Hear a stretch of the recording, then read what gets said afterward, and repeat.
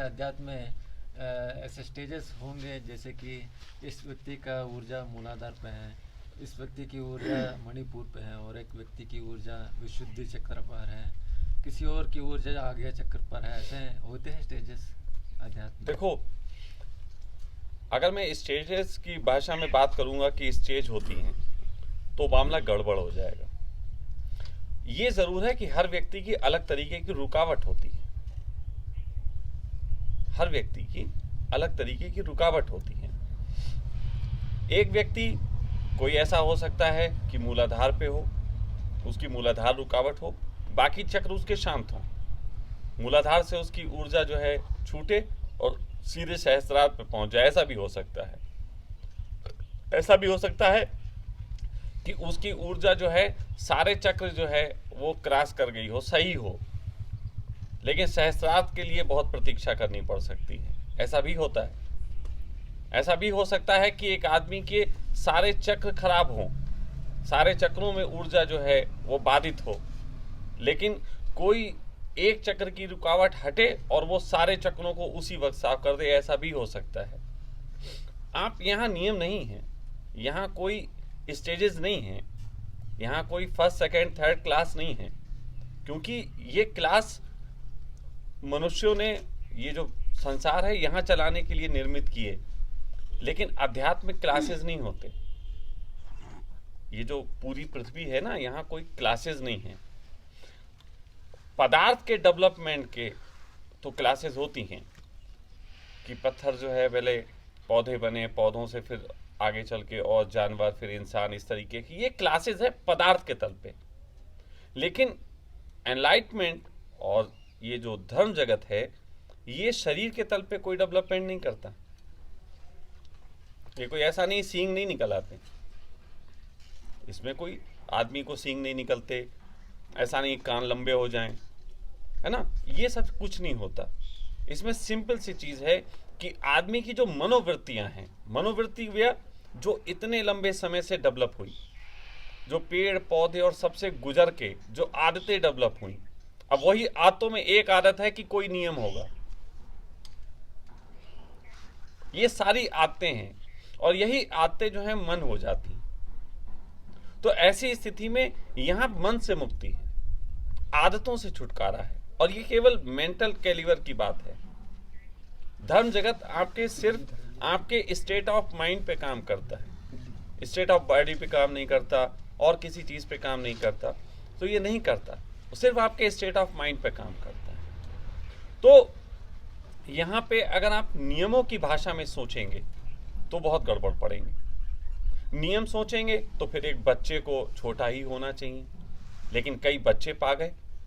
और तो और छोड़ो, दो व्यक्तियों के बारे में तो सीधी सीधी मिसाल है कि वो पैदा हुए थे और कुंडली जागृत थी कृष्ण के संबंध में। अब कोई कह सकता है कि पैदा होते कुंडली कैसे जागृत हो सकती? तो पैदा होने का लक्षण कहां से शुरू होता है, इसको थोड़ा समझो। पैदा होने का लक्षण नहीं है मां के गर्भ से निकला। बहुत गहरे में जाओगे तो तुम पाओगे कि मां ने जब कंसीव किया था तभी पैदा होना शुरू हो गया था। ठीक है।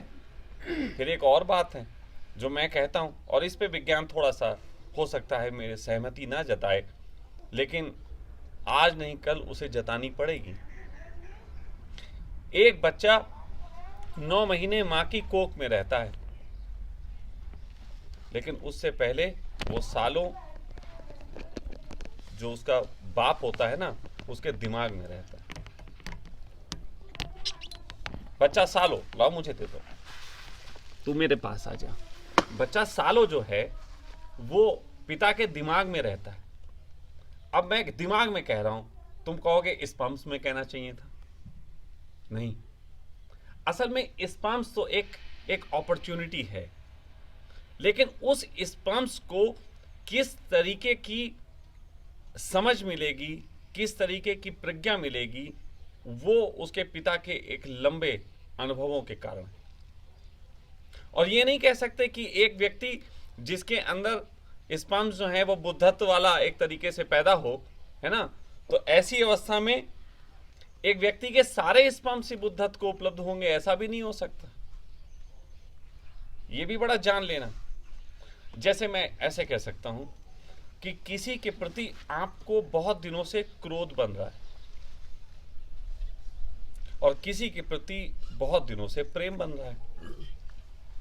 समझना कि एक व्यक्ति के प्रति आपको सालों से नफरत है और एक ही व्यक्ति है जिसके प्रति आपको सालों से प्रेम पनप रहा है, लेकिन ना आप प्रेम कह पाए हो ना आप नफरत कह पाए हो, और एक ही मोमेंट में वो दोनों सामने आ जाते हैं। ठीक है, एक ही मोमेंट में आप दोनों सामने आ जाते हैं। अब आप प्रेम व्यक्त करोगे कि नफरत व्यक्त करोगे, ये उस वक्त के तुम्हारे मूवमेंट पे डिपेंड है कि प्रेम भारी पड़ता है कि नफरत भारी पड़ती है। और उस वक्त अगर प्रेम भारी पड़ेगा तो नफरत भी जो है तुम ना कर पाओगे और प्रेम कर जाओगे, प्रेम को व्यक्त कर दोगे। और अगर नफरत तुम्हें ज्यादा परेशान कर रही होगी तो तुम जो है एक तरीके से नफरत निकाल दोगे, प्रेम को भी भूल जाओगे। ऐसा ही मूवमेंट संभोग के वक्त होता है। एक व्यक्ति के अंदर कई तरीके के विचार जो हैं वो उलझे हुए हैं। शैतान का विचार भी है, हिटलर का विचार भी है, डॉक्टर का विचार भी है, बहुत तरीके के विचार डेवलप है। लेकिन उस मूवमेंट पे, उस खास मूवमेंट पे जिस समय तुम ऑर्गेज्म को उपलब्ध होते हो, उस मूवमेंट पे तुम्हारा कौन सा विचार जो है सर्वाधिक गहरा होता है कि तुम उस स्पर्म्स को दे पाते हो। लेकिन ये अकेला काम नहीं है। तुमने स्पर्म्स दे दिया, जरूरी नहीं है कि स्त्री एक्सेप्ट कर ले। तो एक खास ऐसा मूवमेंट जिस वक्त तुम्हारा विचार और तुम्हारा स्पर्म्स जन्म लेने के लिए बहुत गहरी आकांक्षा से भर जाए और उस विचार की लपेट में स्त्री भी हो, तब जाके वो बच्चा कंसीविंग की तरफ पहुंचता है। वो चाहे शैतान हो, चाहे बुद्ध हो, चाहे कोई भी हो। तो वो विचार के रूप में तुम्हारे अंदर है, लेकिन बलशाली तुम उसे बनाते हो उस मूवमेंट पे, जिस मूवमेंट पे तुमने ऑर्गेज्म किया। वो मूवमेंट है, मैं फिर कह रहा हूं, जैसे दुश्मन और प्रेमी दोनों सामने आ गए और दोनों के लिए बहुत लंबे समय से तड़प रहे थे, तो जो ज्यादा तुम्हारी तड़प होगी वही बाहर आ जाएगी उस वक्त। हैं दोनों, अपॉर्चुनिटी दोनों है।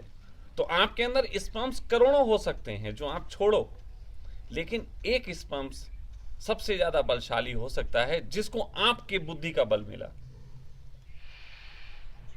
वो मूवमेंट। लेकिन मैंने कहा ना, ये इतना उलझा हुआ है कि विज्ञान अभी इसको बहुत मुश्किल से समझ पाएगा। लेकिन मैं आपको बताने के लिए प्रयास कर रहा हूं। हाँ, लेकिन अंदर से मैं पूरा सब समझ रहा हूं कि किस तरीके की चीजें हो जाती।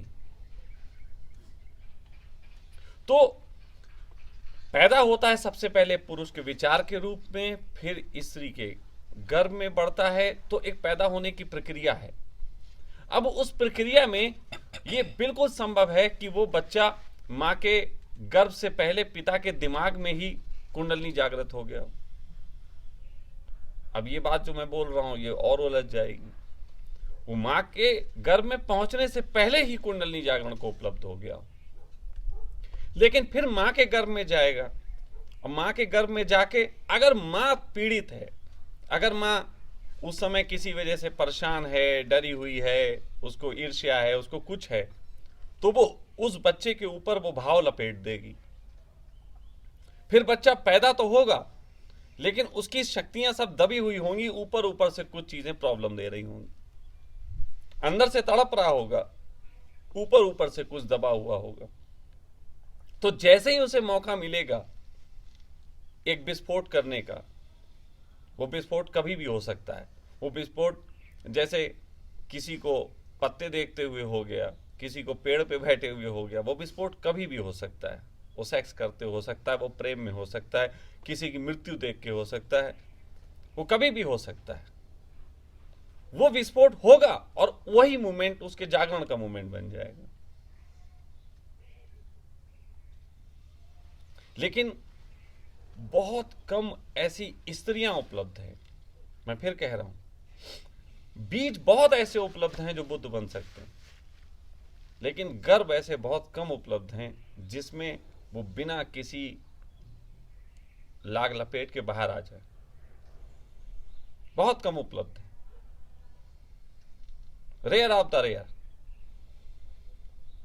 एक बुद्ध पुरुष के जन्म के लिए जो किसी स्त्री की प्रतिभा चाहिए, तो जैसे ही मैं शब्द कहता हूं प्रतिभा, तुरंत प्रतिभा शब्द से लगेगा कि कोई झांसी की रानी चाहिए, कोई बहुत बोल्ड चाहिए, कोई बहुत ताकतवर चाहिए। नहीं, प्रतिभा का अर्थ है इतनी मासूम, इतनी सहज हो कि ज्यों की त्यों धर दी नीचे दरिया, जो बच्चे के साथ छेड़खानी करे ही ना।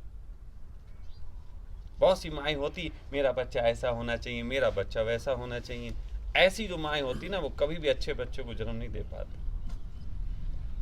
कोई फोटो लगा रहा है हनुमान जी का, इसकी तरह होना चाहिए, कोई फोटो लगा रहा है शंकर का, इसकी तरह होना चाहिए। वो अपना दिमाग ला रही है। जो आ गया उसे पढ़ के बस निकाल दो। अब सोचो, एक बिस्कुट बनाने वाली फैक्ट्री हो, सपोज दैट एक पार्ले जी बिस्कुट की फैक्ट्री।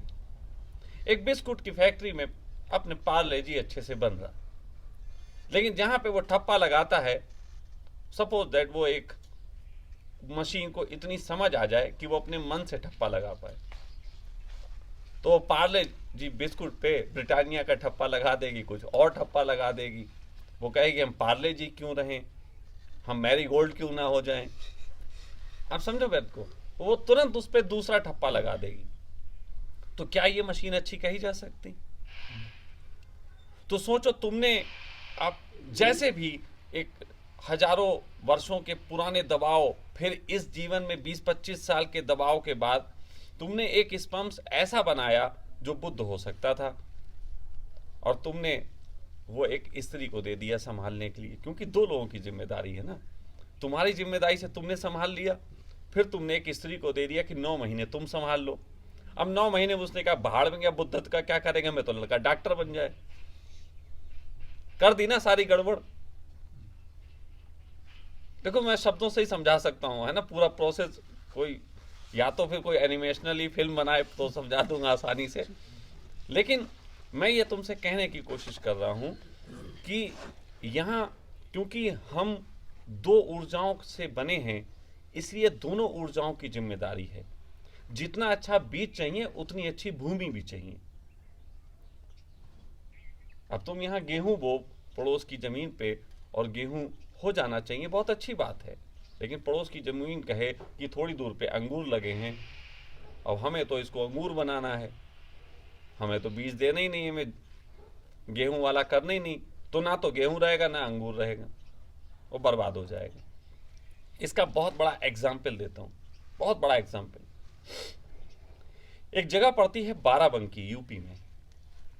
बाराबंकी एक जगह, बाराबंकी में एक पेड़ है, एक पेड़ है, उसका मुझे नाम नहीं याद आ रहा। वो अद्भुत पेड़ है, उस पर बड़ी रिसर्च चल रही। वो पेड़ ऐसा है कि काफी विशाल पेड़ है, और उस पेड़ की छाल को अगर तुम सहलाओ जाके, छुओ जाके या देखो, तो तुम्हें लगेगा हाथी की है या कहीं कहीं पे मगरमच्छ की। हाथी या मगरमच्छ। मैं उस पेड़ के पास जा चुका हूं, लेकिन उस पेड़ के पास एक बड़ी शांति भी है, बड़ी गहरी शांति महसूस होती है। फिर कुछ अद्भुत बात है, उस पेड़ का कोई बीज नहीं होता। उस पेड़ की डाली तोड़ के तुम दूसरा पेड़ नहीं लगा सकते। वो पूरी पृथ्वी पे एक ही मात्र पेड़ है। वो पूरी पृथ्वी पे एक पेड़ है, उसका दूसरा नहीं हो सकता, और उसमें से कुछ आगे की संभावना नहीं। शांतिपूर्वक जी रहा है, पुराना भी बहुत होगा, सैकड़ों वर्ष पुराना, हजारों वर्ष पुराना हो सकता है। उस पेड़ को देख के मुझे एक एहसास आया जब मैं वहां गया था, और मैं वहां गया था 98 में। मुझे उस पेड़ को देख के ऐसा एहसास आया कि ये पेड़ जब यहाँ पे अपनी ग्रोथ कर रहा होगा, बढ़ रहा होगा, तो यहाँ पे कोई दलदल वगैरह या पानी या नहीं होता होगा, जहाँ पे मगरमच्छ और हाथी आया जाया करते होंगे। इस पेड़ को कुछ ऐसा लगा कि ऐसा हुआ जा सकता है। बहुत गहरे में लग गया होगा, इतने गहरे में उसको आभास हुआ होगा कि ऐसा हुआ जा सकता है, और उस पेड़ ने वैसा होने का प्रयास किया। उस प्रयास में क्योंकि ऊपर ही ऊपर से देख पाया था, तो छाल वैसी हो गई, लेकिन ना तो वो चल सकता है ना वो भाग सकता, लेकिन उसका जो वजूद है वो भी मिट गया। आप समझे ना, हम सब उसी पेड़ की तरह ही हो गए हैं। जो बीज दिया जाता है पिता की तरफ से, करोड़ों में कोई एक मां हो सकती है जो वैसे वैसे बच्चे को जन्म दे। बाकी सारी माएं बच्चे को जन्मती हैं, अपना उस पर कुछ ना कुछ आरोपित कर देती हैं, कुछ ना कुछ भय आरोपित कर देती हैं, गुस्सा आरोपित कर देती हैं, कुछ ना कुछ कर देती हैं, और इससे ही चक्र दूषित होते हैं। चक्रों का शुद्ध करना एनलाइटमेंट नहीं है, ये बात ध्यान रखना। चक्रों का शुद्ध करना जो शारीरिक रूप से झंझट लेके पैदा हुए थे उससे मुक्ति है, बस इतना ही काम है। अब उससे आगे की कहानी चल सकती है, और वो आध्यात्मिक कहानी ऐसा भी मत मान लेना। चक्रों का शुद्ध करना इन अर्थों में तो अच्छा हो जाता कि जैसा चलो बीज आया था अब वैसा आगे काम करेगा। कृष्ण की मां के बारे में मैंने बोला है, अगर कहीं सुना हो, मैंने एक वीडियो में बोला कि कृष्ण की मां एकमात्र ऐसी थी जिसने कृष्ण को ऐसा पैदा कर पाया कि पैदा होते ही उनका चक्र जागृत थे सारे, और वो कुंडली जागृत के साथ पैदा हुए।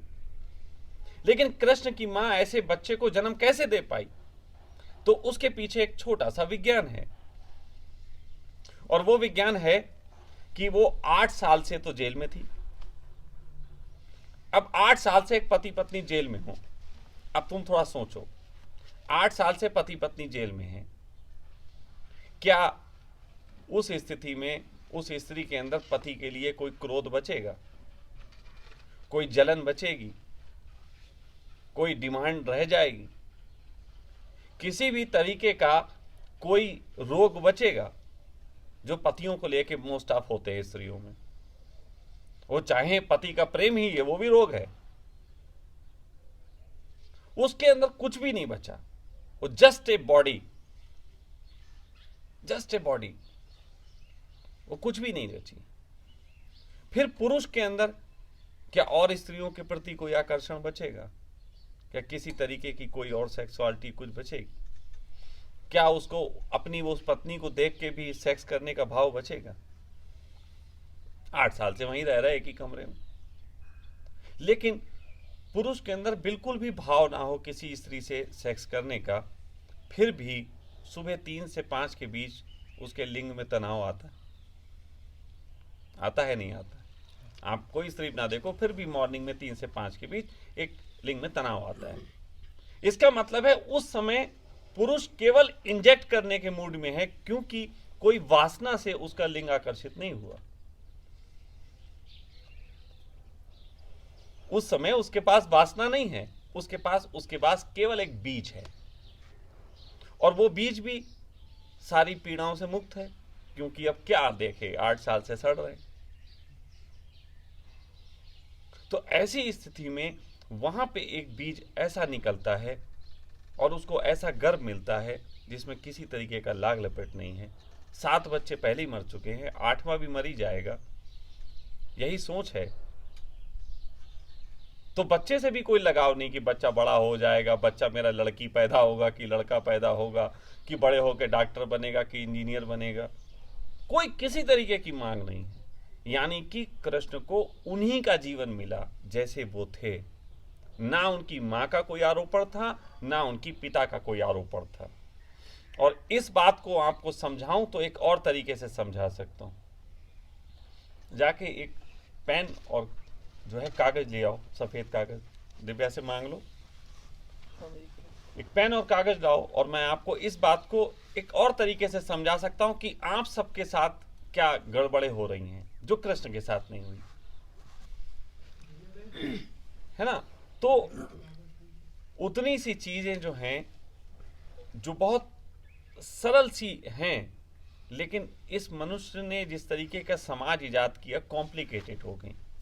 तो चरण नहीं है, चरण नहीं है, यहां पे तो फ्रीडम है।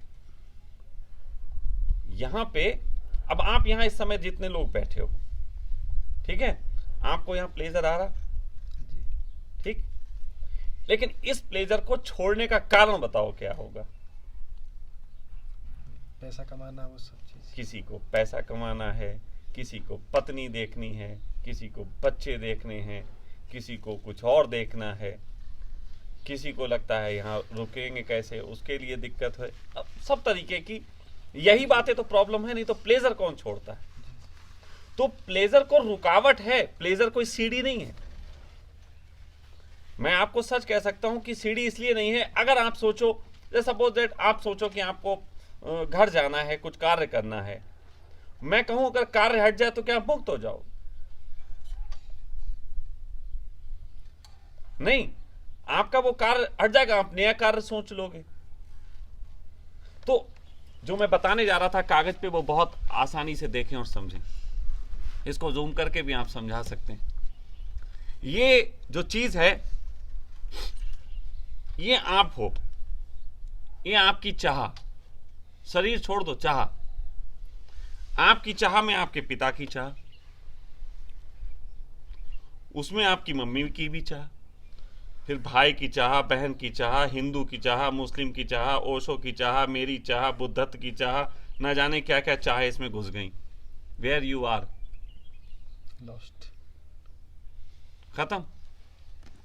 लेकिन कोई एक ऐसा हो सकता है जो कहे कि मेरी चाह थी, लेकिन मैं इधर से बढ़ूंगा, फिर सामने पिता की चाह दिखेगी, वो कहेगा मैं पूरी नहीं करता, पलट लेगा वहां से। फिर उसे मम्मी की चाह दिख जाएगी कि माँ बोलेगी बेटा तुम कुछ मेरे लिए करने आए हो, फिर वो वहां से पलट लेगा। फिर थोड़ा पलटेगा, फिर उसे संसार में कुछ पैसा कमाने की वो चाह आ जाएगी, वो कहेगा भाड़ में गया, ये भी नहीं कमाते, फिर पलट लेगा। ऐसे करके जो पलटेगा, जो किसी की चाह पूरी नहीं करेगा, जो सिर्फ अपनी रास्ते चलेगा, तो वो एक दिन इस संसार के बीच में एक अजूबा बन जाएगा, बिल्कुल अपने में सिकुड़ जाएगा। और जो अपने में सिकुड़ जाएगा, अगर फिर वो पलटा, जैसे एक तो रास्ता है कि मैं अपना आनंद जान लूं, लेकिन एक फिर जीवित हूं, शरीर है, तो फिर दूसरों को जना दूं, ऐसा जो रास्ता पलटता है वो फिर उल्टा पलट जाता है। और ये सबको लपेटे में ले लेता है। तो सिर्फ यहां पे कोई भी रास्ता नहीं है जो स्टेप बाय स्टेप चला जाता। यहां पे केवल एक स्टेप है कि आपकी ऊर्जा जैसा बढ़ना चाहती है, जैसा बहना चाहती है, वो बहे। ना पेड़ को खिलना सिखाना है फूल, ना नदी को बहना सिखाना है, हो सके तो इनमें जो रुकावटें हैं उन्हें हटाना है। समाज का एक ही फर्ज होना चाहिए कि जिस व्यक्ति की, जिस भी ऊर्जा की कहीं कोई रुकावट पैदा हो रही है, उसको हटाए। इसे मैं कहता हूं समाज। लेकिन अभी जो समाज है वो रुकावट हटाने वाला नहीं, रुकावट लगाने वाला समाज है। सारा दिक्कत यहां पे है। और तुम, क्योंकि वही बात, सामाजिक सोच, माइंडसेट सामाजिक है। समाज क्या है? समाज ने जो आपको सिखाया वो एक लैंग्वेज है, ठीक है? अब उस लैंग्वेज से हटके कोई बात करेगा तो समझ में नहीं आती। अब उसी लैंग्वेज की सोच के साथ तुम आध्यात्मिक होते हो, तो तुम अध्यात्म में भी अपनी लैंग्वेज सेट करते हो। तुम कहते हो कोई पैटर्न होगा, पहले ये ए होगा, फिर बी होगा, फिर सी होगा, लेकिन नहीं, वहां पे एबीसी कुछ भी नहीं है। ये सारा एबीसी केवल इस जगत में आप रास्तों का ज्ञान ले सको, इसके लिए है। एक मूवी का जिक्र करता हूं, और बहुत अच्छी मूवी है, जरूर सब लोग देखो। नहीं हो सके तो आज मैं डाउनलोड करवाता हूं, आपको दिखवाता हूं। मूवी का नाम है गॉड मस्ट बी क्रेजी। किसने किसने देखी? देखिए सर, याद नहीं है, देखिए चलिए, पुरानी। एक गॉड मस्ट बी क्रेजी में ये दिखाया गया है कि एक आदिवासी कबीला होता है 5-6 लोगों का, और बहुत आनंदित होता है, वहां सब मस्त होते हैं। संसार का उन्हें पता नहीं होता है कि कोई मनुष्य भी ऐसे बस्तियां बना के रहते हैं, कुछ भी उन्हें पता नहीं होता, वो बड़े आनंदित होते हैं। अचानक एक दिन हवाई जहाज वहां से ऊपर से बहुत गुजरता है, उससे कोई व्यक्ति शराब की बोतल फेंक देता है, पी के, बियर की बोतल। वो बियर की बोतल वहां गिरती है, फूटती नहीं है क्योंकि रेत होती। बियर की बोतल वहां आदिवासी कबीले के एक आदमी को मिल जाती है। वो बियर की बोतल जो है, अब वहां खेल हो जाता है, कोई इसमें फूंक के सीटी बजा रहा, औरत वहां मसाला उसको पीस रही, मतलब बच्चे उसको खेल रहे। वो बोतल सबके लिए जरूरी हो जाती है, जैसे यहां पृथ्वी पे पैसा सबके लिए जरूरी हो गया, सबके लिए जरूरी हो गया। लेकिन फिर वही बोतल लड़ाई का कारण बन जाती। उसे जरूरत, ये दे नहीं रहा, इसे जरूरत, वो नहीं दे रहा। फिर बोतल के कारण कबीले में पहली बार लड़ाई होती। 5-6 लोगों का कबीला, परिवार मान लो। जब लड़ाई होती है तब एक आदमी डिसाइड करता है कि ये गलत आ गया, तो ऊपर फेंकता है कि वापस ले लो, भगवान से कहता है। वो फिर नीचे गिर जाती, वो कहता है इसको वापस ले लो, बार बार फेंकता है। फिर जब वो बार बार नहीं जाती तो कहता है कि इसको हम वहां जाके फेंक आते हैं, पृथ्वी के उस कोने पे, मतलब कोने पे जाएंगे, नीचे फेंक देंगे, क्योंकि पृथ्वी फ्लैट है उसके हिसाब से, तो नीचे फेंक देगा।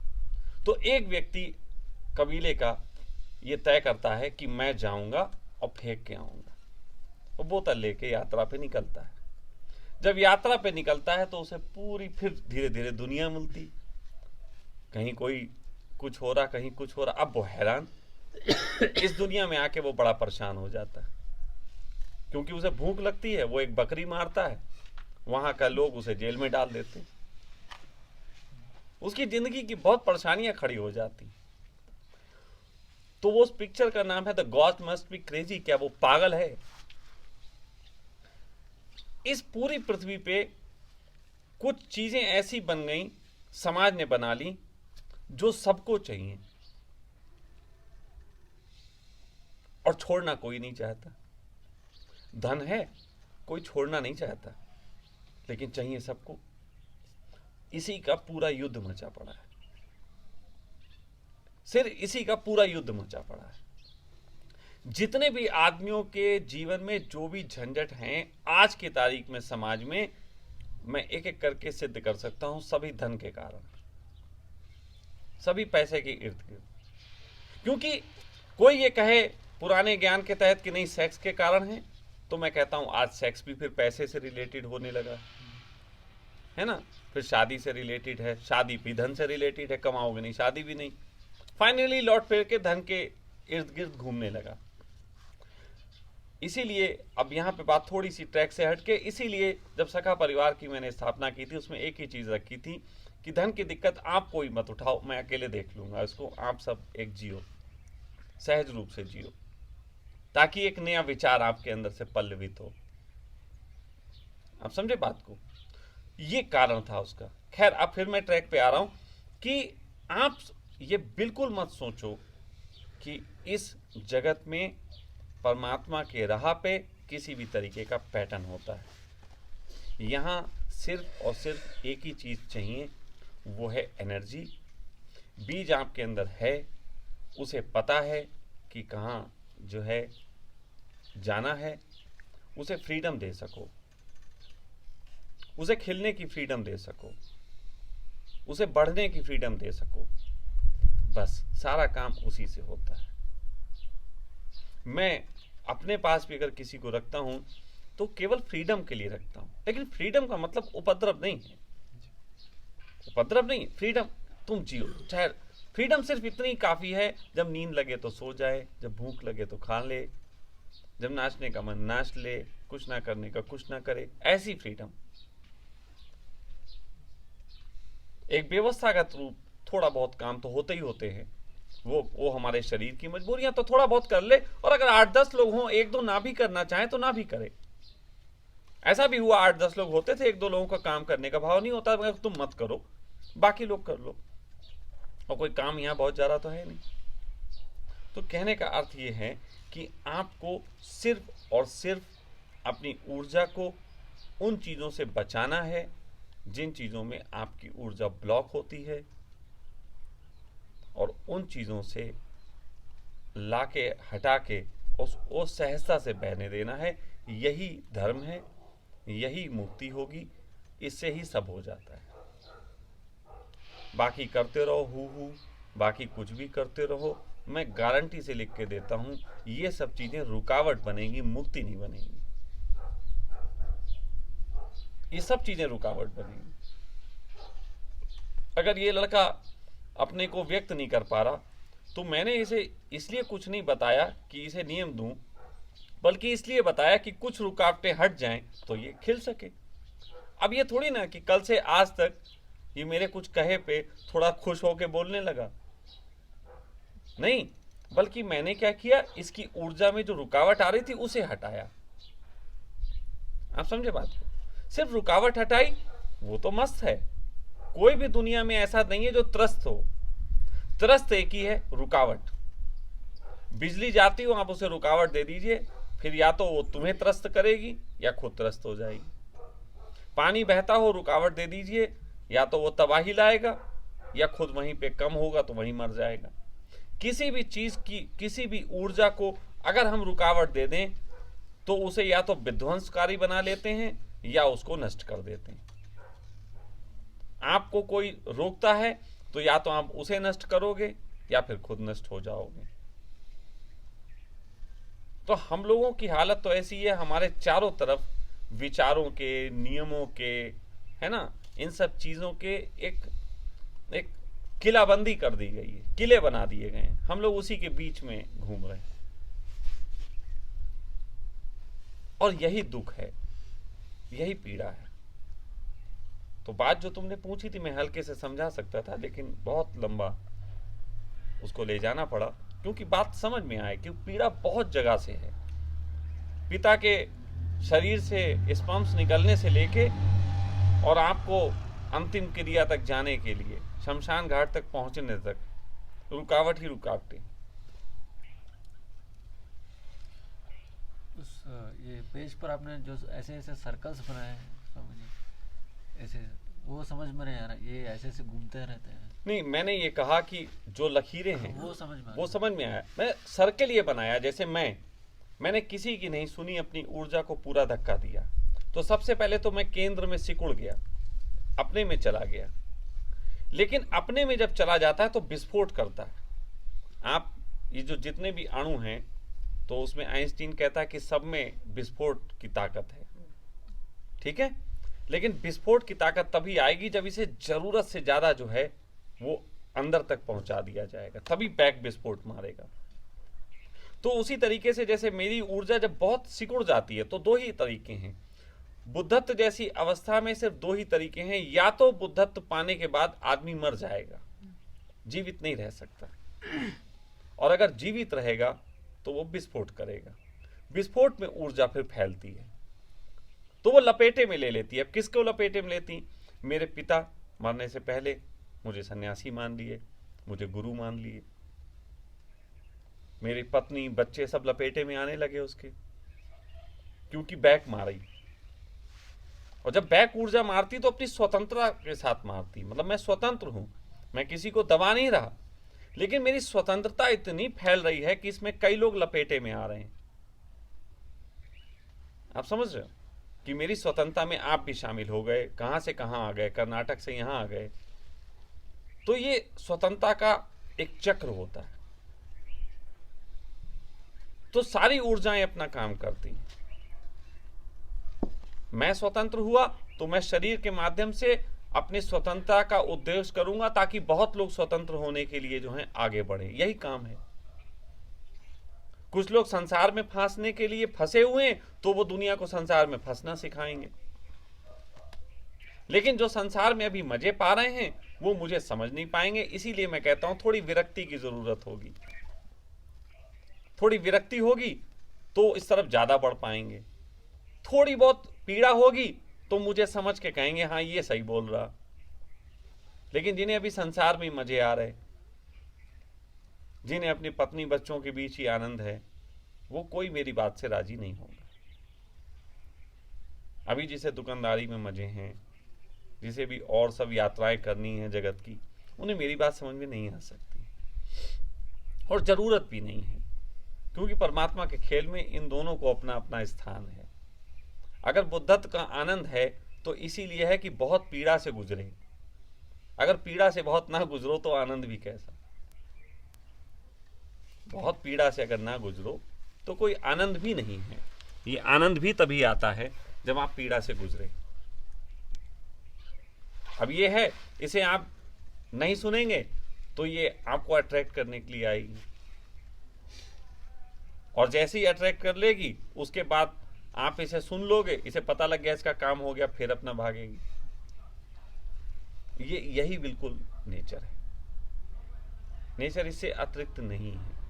एक छोटे से फूल को भी यदि आप पूरा जान लो तो पूरा अस्तित्व आप जान जाते हो, क्योंकि एक फूल में भी प्राण उतने ही हैं जितने इस पूरी अस्तित्व में। पूरे ब्रह्मांड के पास उतनी ही ताकत है जितनी एक फूल के पास है। लेकिन फूल की ताकत अगर पूरी फटेगी तो पूरे ब्रह्मांड जितनी बड़ी हो सकती है। बस वो अपने फूल होने से सेटिस्फाई है, इसलिए फैल नहीं पाती। एक बीज है, अगर वो केवल अपने से सेटिस्फाई हो जाए तो वही नष्ट हो जाएगा। लेकिन अगर सेटिस्फाई ना हो तो वो एक पेड़ बनेगा, फिर लाखों बीज बनेगा, फिर लाखों बीज लाखों पेड़ बनेंगे, फिर करोड़ों बनेंगे, अरबों बनेंगे। एक बीज ही पूरी पृथ्वी को अपने से भर सकता है। सिर्फ एक बीज पूरी पृथ्वी पे फैल सकता है, और चाहे तो स्वयं नष्ट होके अपने जीवन में जी सकता है। तो विचार जो होता है वो बीज की तरह होता है। उसको जमने के लिए कुछ भूमियों की जरूरत होती है। तो इसीलिए मैं अपनी बीज को फैलाता हूं कि कुछ भूमि मिल जाए ताकि वो उसमें पल्लवित हो सके। इस तरीके से अगर कोई संगठन खड़ा होता है तो एक अलग बात है। लेकिन लोगों की परेशानियों के तहत भीड़ एक इकट्ठी होती है, वो संगठित नहीं होती, वो एक दूसरे का शोषित करने वाली भीड़ होती है, और वही समाज। और इस विषय पे इतना। और कोई बात इससे निकली हो या कुछ हो? Audio Jungle.